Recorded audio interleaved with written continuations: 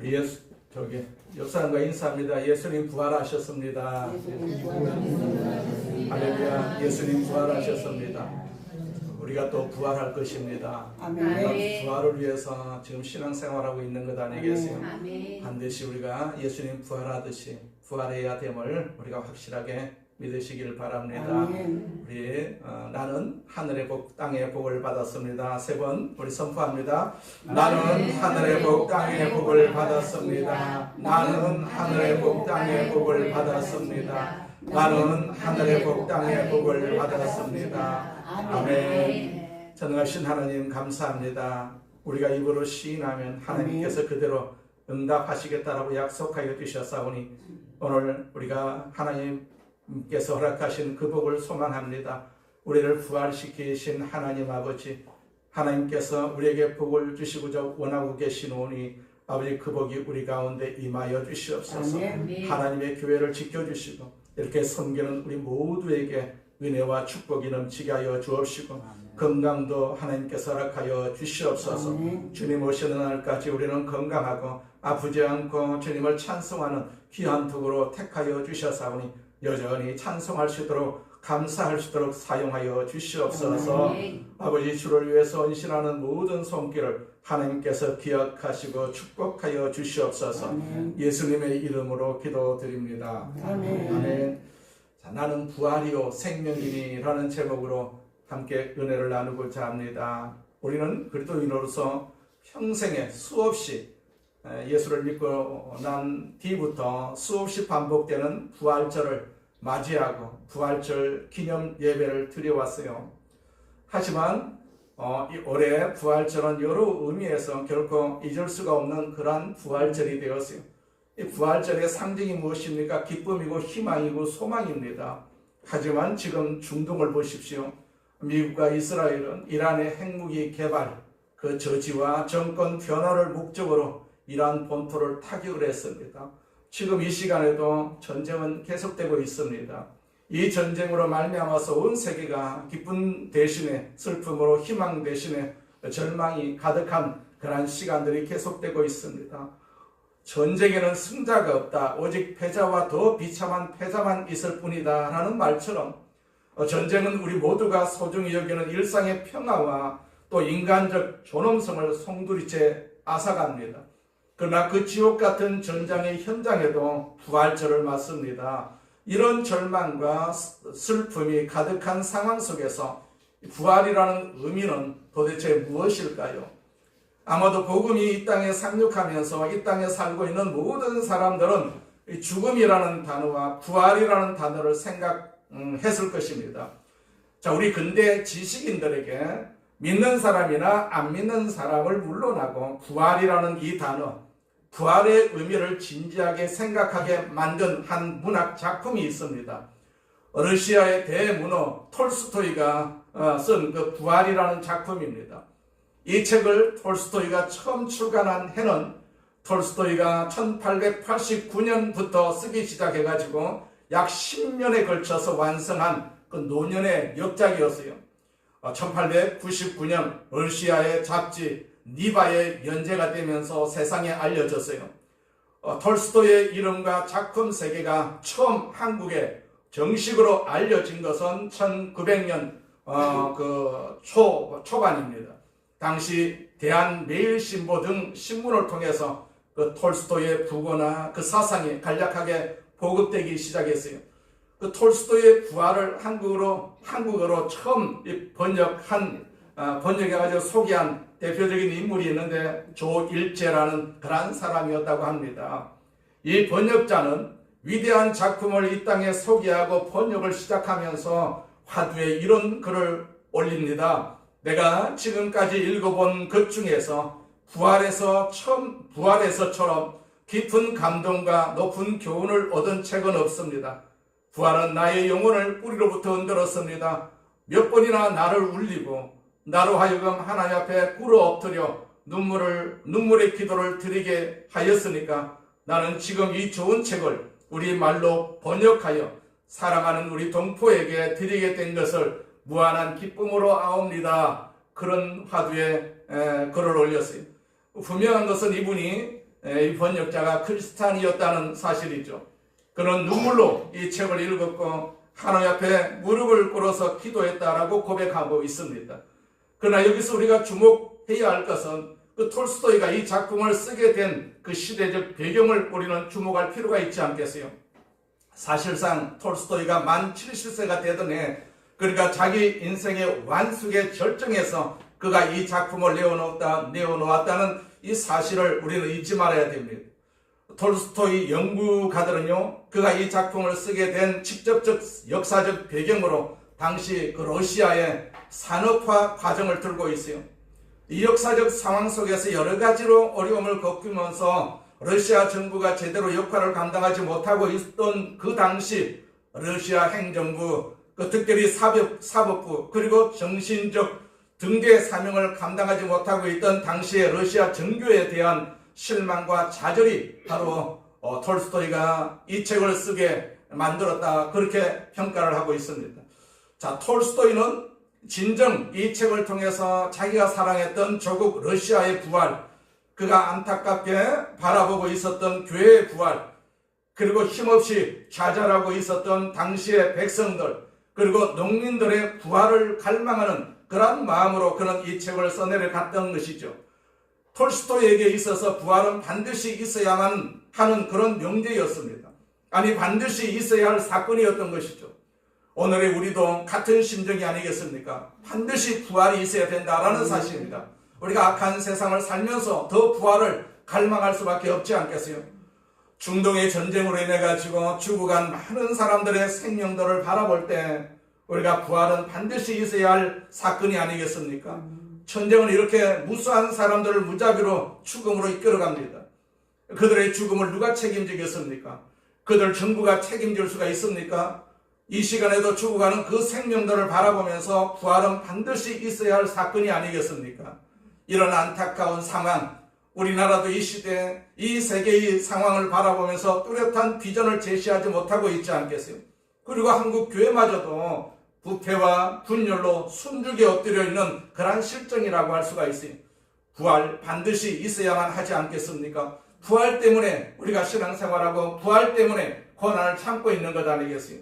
오늘 본문의 배경은 마르다와 마리아 자매가 하나밖에 없는 사랑하는 오라버니 나사로가 병들어서 누운 데서부터 시작이 되고 있어요. 자매들은 사람을 보내가지고 예수님의 도움을 청합니다. 요한복음 11장 3절 말씀에 보니까 이에 그 누이들이 예수께 사람을 보내어 이르되 주여 보시옵소서 사랑하시는 자가 병들었나이다 하니, 자, 예수님이 사랑하는 자도 병들 수가 있습니다. 예수님이 사랑하는 자도 사고를 만날 수가 있습니다. 예수님이 사랑하는 자도 죽을 수가 있습니다. 사랑하시는 자가 병들었나이다. 그리고 도움을 요청을 하죠. 그런데 웬일이지? 예수님은 바로 달려와서 이들을 돕는 일을 행하지 않으십니다. 무려 이틀 동안 계속해서 늦장을 부리고 있습니다. 요한복음 11장 6절 말씀에 보니까 나사로가 병들었다함을 들으시고 그 계시던 곳에 이틀을 더 유하시고 그렇게 기록을 하고 있어요.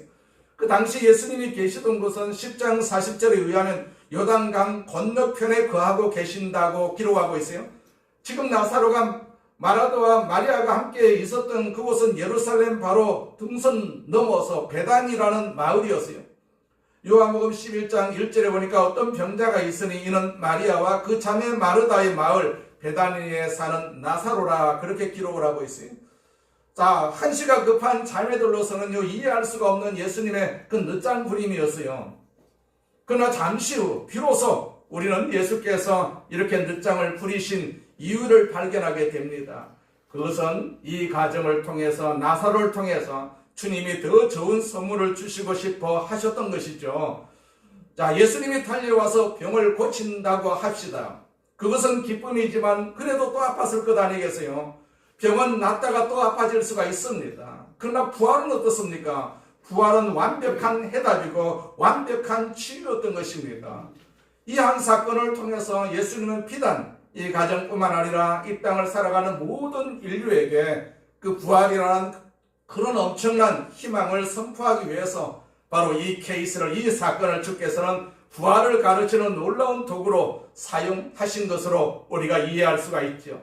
그래서 나사로는 죽은 지 나흘, 그가 완전히 사망이 완전히 입증된 그 순간에 예수님은 나사로의 무덤가에 오셔서 바로 본문의 말씀을 선포하시지 않겠어요? 본문 25절 예수께서 이르시되 나는 부활이요 생명이니 나를 믿는 자는 죽어도 살겠고 26절 무릇 살아서 나를 믿는 자는 영원히 죽지 아니하리니 이것을 네가 믿느냐? 여러분 믿으십니까? 여기 부활이 하나님의 더 좋은 선물일 수 있는 두 가지 이유를 우리가 생각할 필요가 있는데, 첫째, 부활은 육체적 사망에 대한 하나님의 유일한 처방이었던 것입니다. 자, 미국의 유명한 코미디언 배우였던 조니 카슨이라는 사람이 있었어요. 2005년에 사망을 했는데, 이분은 미국 방송 역사에서 토크쇼의 재앙으로 불리는 전설적인 인물이었어요. 그는 MBC 더 투나잇 쇼를 1962년부터 1992년까지 무려 30년 동안 이끌면서 미국의 밤 풍경을 바꾼 아이콘이었어요.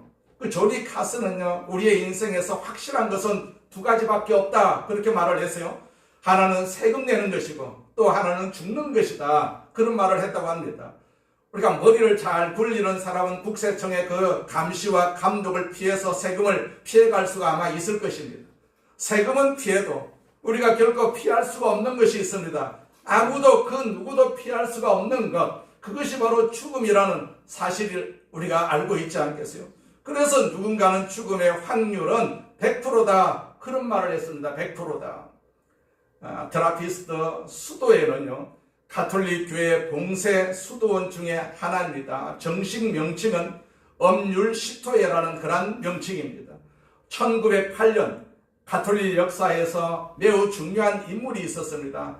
그는 학자, 추기경, 그리고 교회 박사로서 큰 업적을 남긴 사람인데, 그가 바로 로베르트 벨라르미노 성인입니다. 르미노 성인입니다. 그가 기존 수도원의 그 느슨해진 규칙에서 벗어나야 되겠다. 영 군기가 없어요. 군기가 없습니다. 그래서 성 베네딕토의 규칙을 가장 엄격하고 철저하게 지키자. 그러면서 제자들과 함께 프랑스의 디종, 그러한 도시 근처에 그 황량한 늪지대가 있었는데, 그게 시토라는 동네입니다. 거기에 수도원을 세운 것이 그 시작입니다. 그래서 이곳의 이름을 따가지고 시토회라고 부르게 되었어요. 이 수도회는 기도하고 일하라라는 성 베네딕토의 규칙서를 매우 엄격하게 따르는 것으로 잘 알려져 있었습니다. 자, 이 수도의 수도사들은요, 서로 인사를 할 때, 만나서 인사를 할 때마다 그들은 이런 인사를 주고받았다고 합니다. 죽음을 기억하십시오. 죽음을 준비하십시오. 이게 인사였습니다. 이게 항상 인사였습니다. 이런 인사법을 좋게 여긴 로마 황제가 한 사람이 있었는데, 그가 바로 아우렐리우스라는 황제입니다. 그 자기의 신하들이 황제인 자기를 아련할 때마다 이 인사를 하게 만들었다고 합니다. 황제여 죽음을 기억하십시오. 황제여 죽음을 기억하십시오. 이 인사로 인해 가지고 황제는 선정을 펼치는데 큰 도움이 되었다고 합니다. 그렇습니다. 권력자도 죽습니다. 무력자도 죽습니다. 유명한 사람도 죽습니다. 유명하지 않은 사람도 죽습니다. 가난한 사람도 죽습니다. 유식한 사람도 죽습니다. 무식한 사람도 죽습니다. 오래 산 사람도 죽습니다. 죽음은요, 가장 확실한 공정한 인생의 실존입니다. 그리고 이 죽음에 대해서 우리는 아무런 해답을 갖고 있지 못하다는 것도 분명한 사실이지 않겠어요? 세상은요, 의학과 과학을 통해서 인간의 수명을 끊임없이 연장시켜 오고 있습니다만은 죽음에 대한 궁극적인 해답을 처방하지는 못하고 있지 않겠어요? 이 죽음에 대한 유일한 해답을 제공하신 분이 계세요. 그분이 바로 예수 그리스도였어요. 예수 그리스도. 그래서 그리스도라는 존재 그 자체가 복음이라고, 굿뉴스라고 우리는 고백하고 있지 않겠어요? 그분은 오늘 이 위대한 부활의 진리를 우리에게 선포하고 계십니다. 다시 본문의 말씀을 읽어볼까요? 예수께서 이르시되 나는 부활이요 생명이니 나를 믿는 자는 죽어도 살겠고, 그렇게 말씀하고 있어요. 자, 이 말씀을 우리가 믿으십니까? 예수님이 이것을 입으로만 선포한 것이 아니잖아요. 그가 실제로 죽은 자 가운데서 사흘 만에 스스로 살아나심으로 부활의 진리를 온몸으로 입증해 보이셨어요. 그렇습니다. 그가 사셨어요. 그가 사셨습니다. 그러므로 그분을 믿는 우리도 살 것입니다. 우리도 살 것입니다. 그리고 그분의 이 무덤은요, 그분의 부활에 대한 가장 확실한 증거였다라는 사실이죠. 무덤이 비어 있었지 않겠습니까? 어느 주일 학교 선생님이 부활절을 한 주일 앞두고 자기가 가르치고 있는 그 주일 학교 반 학생들에게 작은 상자 하나씩을 나누어 줍니다. 얘들아, 다음 주에 부활절 올 때는 예수님의 부활을 상징하는 상징물을 이 박스 안에, 이 상자 안에 담아가지고 오너라. 부활절이 되었어요. 어떤 어린이는 그 작은 상자 안에 예쁜 나비를 넣어가지고 왔어요. 또 어떤 어린이는 방금 돋아나기 시작한 새싹을 가지고 왔습니다. 또 어떤 어린이는 금방 피어난 백합화 꽃을 담아왔습니다. 어떤 어린이는 달걀을 담아왔습니다. 그런데 그 반에 어느 장애가 있었던 어린이의 상자를 열어봅니다. 열었더니 아무것도 없어요. 선생님은 조심스럽게 물었어요. 왜 아무것도 안 담아 가지고 왔니? 그렇게 물었더니 이때 이 아이는 더듬거리면서 이렇게 말했다고 합니다. 선생님, 예수님은 부활하셨잖아요. 무덤은 비었어요. 무덤은 비었어요. 그것이 바로 정답이지 않겠어요? 정답입니다. 무덤은 비었습니다. 예수님은 부활하셨어요. 우리도 부활할 것입니다. 우리도 부활할 것입니다. 성경은 무덤에서 뿐만 아니라 저 바다에서도 부활의 거대한 사건이 연출될 것을 예언하고 있어요. 요한계시록 20장 13절 우리가 읽어보게 되면 이 말씀은 이렇게 시작하고 있어요. 쉬운 성경으로 읽으면 이렇습니다. 바다와 죽음과 지옥도 그 안에 죽어있던 자들을 다 토해냈으며 그들 역시 자기들의 행위대로 심판받았습니다. 그렇게 기록을 하고 있어요. 자, 고대 사람들에게는 바다는 혼돈과 거대한 삼킴의 장소였어요. 항해 중 사고나 전쟁으로 시신조차 찾지 못한 채 사라진 그러한 이들을 말합니다. 바다가 그 가운데, 그러니까 바다에서 죽은 자들을 다 토해내고 그랬어요. 바다에서도 거대한 부활의 드라마가 어느 날 일어나게 될 것이다 라는 사실입니다. 인간의 육체적 사망에 대한 유일한 처방, 그리고 완벽한 해답, 그것은 바로 그리스도의 부활인 것입니다. 그 부활을 우리가 믿고 있지 않겠어요? 오늘 죽어도 우리는 바로 부활할 수가 있는 그러한 부활의 몸을 우리가 갖고 있거든요. 그렇기 때문에 이 세상을 우리가 염려 없이 걱정 없이 살아갈 수가 있는 것입니다. 자, 부활이 하나님의 위대한 선물인 두 번째 이유, 부활은요 비단 우리의 육체적 사망뿐만 아니고 영적 사망에 대한 하나님의 유일하신 처방이기 때문에 그렇습니다. 성경은 우리 인간이 죄를 범함으로 죽음이 찾아왔다라고 그렇게 말하고 있어요. 로마서 6장 23절에 보니까 죄의 삭은 사망이다 그렇게 말했어요. 여기서 사망이라는 말은 비단 육체적 사망뿐만 아니고 영적 사망을 포함하고 있는 단어인 것입니다. 이 사망이라는 단어의 히라보의 사전적 어원적 의미는요, 그 단절 혹은 분리라고 할 수가 있습니다. 육체적 사망이라는 것은 영혼과 육체가 분리되는 것이죠. 영혼이 육체에서 떠나가면 우리는 육체적으로 죽었다고 말하는 것입니다. 그럼 영적 사망이라는 것이 무엇일까요? 자, 하나님에게서 인간이 분리가 되어 사는 것, 그것이 바로 영적 사망인 것입니다. 여러분, 아담이 죄를 범했을 때 그 죄로 말미암아 육체적 사망이 왔다고 했어요. 그러나 육체적 사망보다도 먼저 온 것이 영적 사망인 것을 우리가 알 수가 있지 않겠어요? 죄를 범한 순간 죽은 건 아닙니다. 한참 있다가 아담도 죽었어요. 하와도 죽었어요. 그 영적 죽음이 온 것입니다. 영적 죽음이 온 것입니다. 하나님과 함께 있을 땐 영적 죽음이 없었는데 하나님과 멀어지니까 영적 죽음이 왔단 말입니다. 영적 사망이 뭡니까? 하나님으로부터 분리가 되는 것이 영적 사망이거든요. 아담은 죄를 범한 순간 하나님으로부터 도망치기 시작했어요. 창세기 3장 8절에 보니까 그때 그들은 여호와 하나님께서 동산을 거니시는 소리를 들었습니다. 그때는 하루 중 서늘한 때였습니다. 아담과 그의 아내는 여호와 하나님을 피해 동산 나무 사이에 숨었습니다. 그렇게 기록을 하고 있어요. 죄를 짓기 전 아담에게 하나님이 동산을 거니시는 소리는 기쁨과 교제의 신호였어요. 자, 하지만 죄가 들어오는 순간에 그 소리는요, 도망쳐야 할 공포의 대상으로 변했습니다. 그것이 분리의 증거입니다. 그리고 자기의 실존을 부끄러워하고 두려워하기 시작했지 않겠어요? 하나님은 아담을 쫓아오면서 이렇게 말씀하시죠. 아담아 네가 어디 있느냐? 아담의 대답을 우리는 기억합니다. 창세기 3장 10절에 보니까 이르되 내가 동산에서 하나님의 소리를 듣고 내가 벗었으므로 두려워하여 숨었습니다. 그렇게 기록을 하고 있어요. 부끄러움, 두려움, 하나님으로부터의 도피, 이것이 바로 영적 사망에 쌓인 그러한 징후들이라고 할 수가 있죠. 톨스토이가 그의 작품 부활에서 증언하려고 했던 죽음도 바로 이런 영적 죽음이었어요. 그러니까 톨스토이가 궁극적으로 이 작품을 통해서 제시하고 싶어 했던 희망도 바로 영적 부활이었던 것입니다. 이 작품의 주인공이 재판정에서 배시문으로 나왔어요. 이 부활의 주인공이 있었는데 그분이 네훌 류도프라는 사람입니다. 네훌 류도프. 그 공작이죠. 그는 문학 역사상 각성하고 회개하는 인간을 가장 처절하고도 진실하게 보여준 그러한 인물 중에 주인공 인물입니다. 네훌 류도프는 러시아의 전형적인 상류층 그러한 귀족이었습니다. 공작이었습니다. 젊은 시절 그는 순수하고 정의로운 청년이었지만은 군 복무와 사교계 생활을 거치면서 아주 이기적이고 방탕한 귀족으로 변해갑니다. 과거 고모부 집에서 머물던 시절 하녀였던 카투사를 유혹해가지고 임신을 시키고 약간의 돈을 쥐어준 채 무책임하게 그가 떠나버리고 맙니다. 이 사건은 카투사의 삶을 매춘과 살인 누명으로 떨어뜨리는 시발점이 되었어요.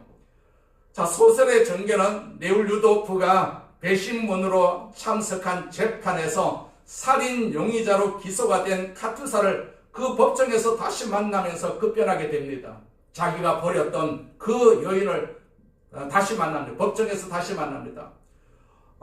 제명을 보니까 독약 살인 누명을 쓴 그런 사람이었어요. 그래서 그녀의 처참한 몰골을 보면서 네훌 류도프는 이 모든 비극이 자신의 무책임한 행동에서 비롯되었음을 비로소 깨닫습니다. 그래서 네훌 류도프는 자신의 죄를 덮으려고 하지 않고 카투사를 구하기 위해서 자신의 기득권과 그런 귀족 지위를 내려놓기로 결심을 합니다. 이것이 소설의 제목인 부활의 의미입니다. 그는 카투사의 가명을 위해 가지고 동분서주하면서 러시아사의 부조리한 법과 제도, 종교의 가식적인 모습을 목격하게 됩니다.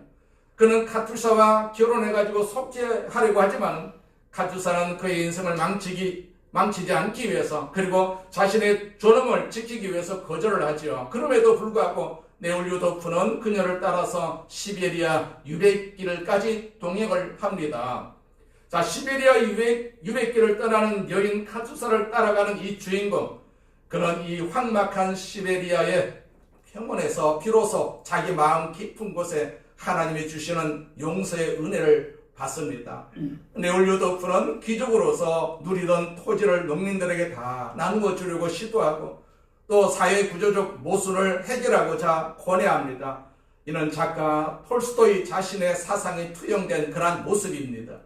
죄를 짓고 하나님 앞에 도망하는 아담의 그 도망과 연결해 본다면 네훌 류도프는 숨지 않고 빛 앞으로 나온 인간의 천연적인 모습이라고 할 수가 있어요. 아담은 죄를 짓고 나무 뒤로 숨어서 책임을 전가했습니다. 그러나 네훌 류도프는 자신의 추악한 과거를 직면하고 내가 바로 그 죄인입니다 라고 선언하면서 고난의 길을 자처하지요. 그리고 거기서 그는 다시 일어섭니다. 새로운 부활, 영적인 부활을 체험한 것이죠. 그의 노력으로 마침내 카투사의 무고를 밝히고 진범이 잡힘으로 그녀가 연관된 사건은 마무리가 되지만은 안타깝게 카투사와의 재결합은 그가 소원했지만 이루지 못합니다. 카투사는 같은 죄수 중에서 자기의 남편을 선택해버렸기 때문입니다. 하지만 이것은 이것으로 이 소설은 끝나지 않습니다. 바로 그 순간 이 주인공 네훌 류도프 공작은 자기 인생에 새로운 과제가 남아있음을 깨닫습니다.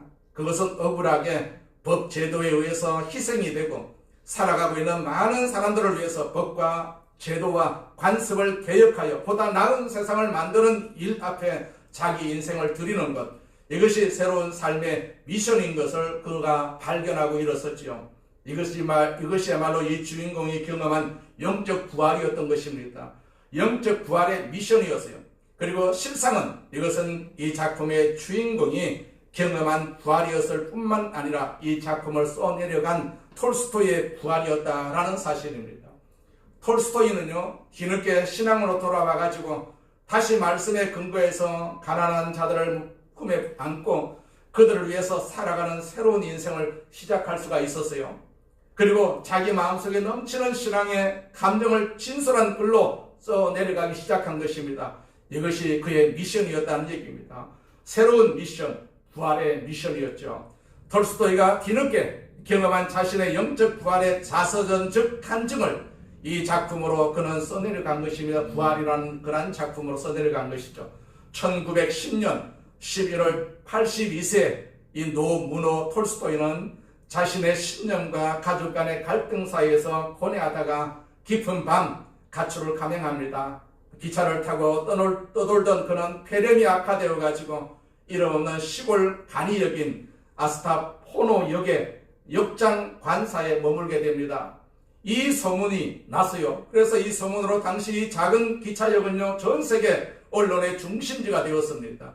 기자들이 몰려왔고 황제까지 관심을 가졌지만 그는 끝내 가족면회를 거절하고 평온한 그런 죽음을 맞이했다고 합니다. 11월 7일 위대한 영혼 톨스토이가 잠들다라는 소식이 전 세계로 타전이 되었습니다. 그의 장례식은 교회장이나 국장이 아닌 수천 명의 민중이 모인 가운데 찬송가도 없는 소박한 민중장으로 치러졌다라고 그렇게 전해지고 있습니다. 자, 오늘 우리는 예수님의 부활의 메시지를 선포하는 장엄한 본문 앞에서 육체적 부활의 소망뿐만 아니라 우리들의 영적 부활의 희망, 그 미션을 우리가 동시에 발견할 수가 있어야 되지 않겠어요? 아멘. 본문 26절은 바로 영적 부활의 비전인 것입니다. 무릇 살아서 나를 믿는 자는 영원히 죽지 아니한다. 영원히 죽지 않는다. 이것은 영적 부활을 말하는 것 아니겠어요? 육체적 부활이 아니라 영적 부활, 살아서 나를 믿는 사람들, 살아서 예수 그리스도를 만나고 영접하는 사람들, 그들은 죄사함을 받습니다. 새로운 생명을 받습니다. 하나님의 자녀가 되거든요. 그때부터 하나님 앞에서 새롭고도 영원한 인생을 살아가기 시작하는 것이죠. 이것이 바로 영원히 죽지 않은 그러한 새로운 삶의 시작인 것입니다. 부활은요, 우리의 영적 사망에 대한 하나님의 유일한 처방입니다. 그리고 완벽한 해답입니다. 완벽한 해답. 그렇다면 문제는 이 새로운 피조물이 된 자로서 부활의 미션을 여러분과 제가 발견할 수가 있어야 하지 않겠어요? 오늘 본문에서 육체적으로 부활을 경험한 나사로, 그 나사로가 그 후에 삶이 어떻게 되었는지 궁금하지 않으십니까? 어떻게 되었을까요?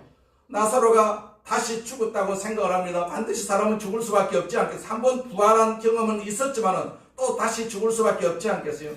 부활했지만 또다시 아마 죽었을 것입니다. 하지만 종종 우리는 하나님의 은혜로 일시적이기는 하지만 육체의 부활을 체험했던 나사로의 삶이, 그러니까 부활 이후에 부활 전과 비교해서 뭐가 달라졌을까?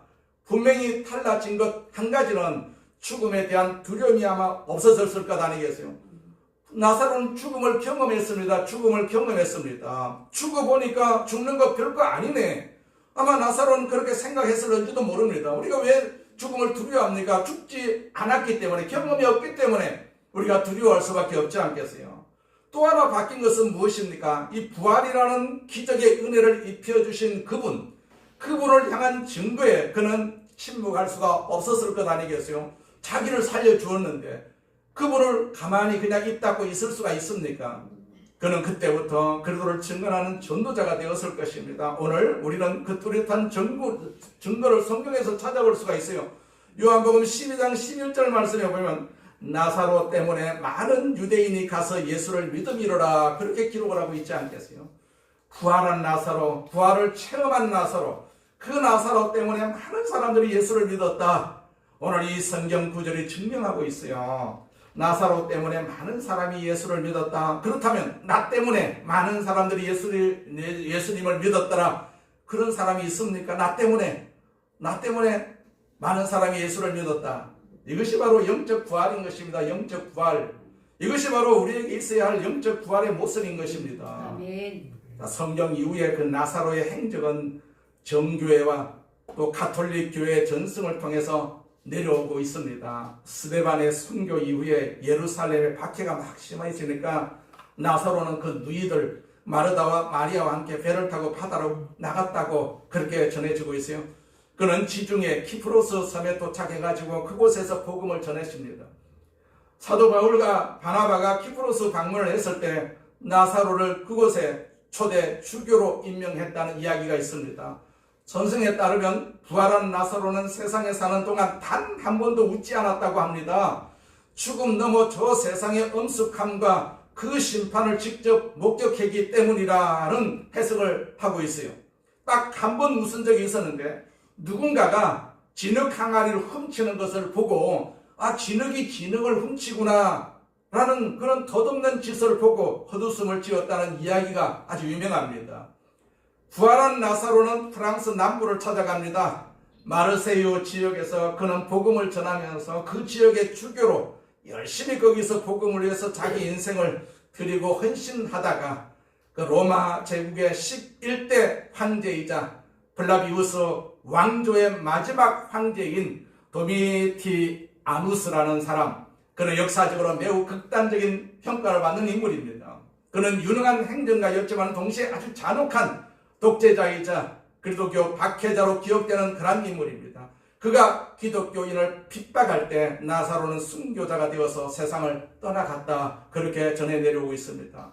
그래서 동방정교에서 그리고 가톨릭 교회에서는 나사로를 나사로라고 부르지 않고 그 이름 앞에 세인트 나사로, 그러니까 송 나사로 이렇게 부르고 있어요. 자, 그의 영적 부활은 그에게 후회할 필요가 없는 새로운 미션의 삶을 가져다 주었다는 것입니다. 자, 그렇다면 사랑하는 여러분, 톨스토이가 증언한 네올류 도프의 영적 부활, 이 주인공을 통해서 그가 말하고 싶어 했던 톨스토이의 자신의 영적 부활, 오늘 성경이 증언하고 있는 나사로의 부활, 이 부활이 여러분과 저에게도 우리 모두에게도 영적 부활이 필요하지 않겠습니까? 그리고 이 부활을 통해 가지고 새로운 미션을 가지고 일어서야 할 필요가 있지 않겠습니까? 오늘 이 부활절 변함없는 복음은요, 다시 우리에게 이렇게 그분의 메시지를 전해주고 있습니다. 그분은 다시 사셨습니다. 그러므로 우리도 다시 살 것입니다. 이것을 네가 믿느냐? 그렇게 그분은 묻고 있어요. 우리에게 묻고 있습니다. 그리고 이것을 믿는 사람들에게 그분은 이 부활의 진솔한 진리를 받아들이고 부활의 주님 앞에 인생을 내려놓는 모든 사람들에게 영적인 부활의 은혜, 다시 사는 은혜, 다시 벌떡 일어서서 새로운 미션을 가지고 살아가는 놀라운 인생을 우리에게 선물로 주실 것을 우리는 믿고 있지 않겠어요? 예수님 부활하셨습니다. 이 사실을 우리는 마음속에 확실하게 믿고 내가 죽으면 곧 부활한다 라는 사실을 우리가 기억해야 될 줄로 믿습니다. 아멘. 우리가 나이가 많아서 죽든지 나이가 어려서 죽든지 예수 믿는 사람들은 반드시 부활한다는 사실을 우리는 충분히 알 수가 있지 않겠어요? 그렇기 때문에 이 부활의 은혜를 우리 마음속에 항상 새기면서 나는 부활할 수 있다, 부활하는 부활의 몸이다 라는 사실을 항상 우리가 선포하면서 또 부활 받지 못하는 그런 이웃들을 위해서 이 부활의 메시지를 전하는 도구로 쓰임받기를 주님의 이름으로 축원을 드립니다. 전능하신 하나님 아버지 감사합니다. 우리 아버지 하나님께서 우리를 사랑하시고 우리를 축복하심을 감사합니다. 우리를 복되게 하심을 감사합니다. 주님 홀로 영광을 받으시옵소서. 우리 아버지 하나님 영광을 받으시옵소서. 우리를 축복하심을 감사합니다. 우리를 복되게 하심을 감사합니다. 우리가 다 부활했습니다. 하나님 나라의 귀한 도구로 쓰임받게 하시고 아버지는 천국에서 영원토록 주님을 찬양할 수 있는 도구로 삼아주심을 감사합니다. 주님 영광을 받으시옵소서. 예수님의 이름으로 기도드립니다. 아멘. 할렐루야. 자, 오늘 부활절이고 또 나가서 성찬주일입니다. 예수님께서 피를 흘리시고 몸을 찢기시고 십자가에서 죽으시고 이제 다시 사셨어요. 그래서 오늘 부활절이지 않겠어요? 그것을 기념하기 위해서 우리가 다시 한번 내 마음속에 새기기 위해서 이렇게 성찬 예식을 우리 주님께서 허락을 해주셨습니다. 그래서 이 성찬을 대하기 전에 우리가 마음의 준비가 있어야 되지 않겠어요? 하나님 은혜를 감사하고 예수님의 그 희생을 다시 한번 기억하면서 내가 이 잔과 이 피를 통해 가지고 이 살을 통해 가지고 다시 부활의 능력을 입는다라는 의미를 가지고 우리 같이 동성으로 한번 기도하겠습니다. 할렐루야. 전능하신 하나님 아버지 감사합니다. 주님 영광을 받으시옵소서. 영광을 받으시옵소서. 우리 아버지 하나님 영광을 받으시옵소서. 영광을 받으시옵소서. 오 전능하신 하나님 아버지 감사합니다. 우리를 구원하신 하나님 아버지 감사합니다. 우리에게 살과 피를 주심을 감사합니다. 이 부활절 부활절 아침에 하나님 예수님의 살과 피를 우리에게 직접 주심을 감사합니다. 우리가 믿음으로 받기를 원합니다. 그 믿음으로 말미암아서 우리가 부활할 수가 있고 또 부활의 생명으로 천국에서 영원히 살 것입니다. 오 전능하신 하나님 아버지 감사합니다. 주님 홀로 영광을 받으시옵소서. 우리 주님 홀로 영광을 받으시옵소서. 영광을 받으시옵소서. 영광을 받으시옵소서. 우리에게 부활의 은혜를 주심을 감사합니다. 새 생명을 주심을 감사합니다. 새로운 생명을 주심을 감사합니다. 새로운 생명을 주심을 감사합니다. 새로운 생명을 주심을 감사합니다. 오 전능하신 하나님 아버지 영광을 받으시옵소서. 이 생명을 가지고 세상을 변화시키는 도구로 살게 하여 주시옵소서. 나사로가 부활했습니다. 아버지 우리도 부활할 것입니다. 예수님이 부활하셨습니다. 우리도 부활할 것입니다. 하나님 아버지 그것을 증명하기 위해서 예수님께서 십자가에 못 박히시고 또 3일 만에 부활하신 것 모든 제자들에게 보여주셨습니다. 우리에게 보여주셨습니다. 오늘도 그 말씀을 통해서 우리에게 증명하고 있습니다. 이 사실을 우리가 믿사오니 우리에게 부활의 영이 임하여 주시옵소서. 부활의 영으로 충만하게 하여 주시옵소서. 부활의 영으로 충만하게 하여 주시옵소서. 부활의 영으로 충만하게 하여 주시옵소서. 주님 홀로 영광을 받으시옵소서. 우리 주님 홀로 영광을 받으시옵소서. 영광을 받으시옵소서. 감사합니다. 영광을 받으시옵소서. 하나님 아버지 감사합니다. 예수님의 살과 피를 먹고 마십니다. 우리 아버지 하나님께서 허락하신 이 은혜가 아버지 예수님의 그 능력이 우리 마음속에 임하여 주시옵소서. 그래서 이 부활의 능력의 살과 피가 되는 그러한 축복이 이 시간에 있게 하여 주시옵소서. 예수님의 이름으로 기도드립니다. 아멘. 아멘.